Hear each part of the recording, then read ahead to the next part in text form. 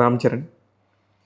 Ram Charan first నాకు చెప్పాలనిపించేది great husband. But మీకేంటి అదే గుర్తొచ్చిందా అంటారు కాబట్టి మీరు భలే పాయింట్ ఎత్తుకున్నారండి.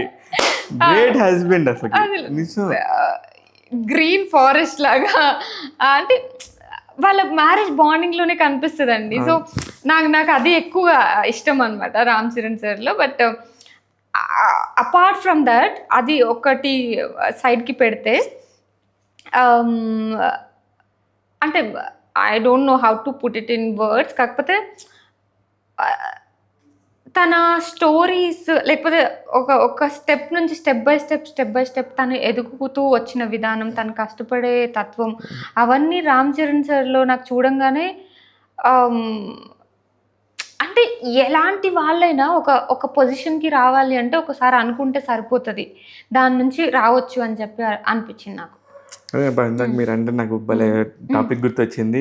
ఫస్ట్ ఉపాసన గారిని ఒక మీడియా పర్సన్ ఎవరితో పరిచయం చేస్తే అది నాతోనే పరిచయం చేశారు రామ్ చరణ్ గారు.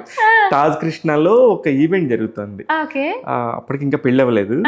ఆబ్వియస్గా నాకు బాగానే చరణ్ గారు బాగా సార్ మీరు పెళ్ళంట లవ్ మ్యారేజ్ అంటే ఇక్కడే ఉన్నారు ఉపాసనారా అని చెప్పేసి is a friend my dear friend అని చెప్పి పరిచయం చేస్తే నాకు ఇప్పుడు మీరు చెప్పిన ఆన్సర్కి గుర్తొచ్చింది నాకు అది.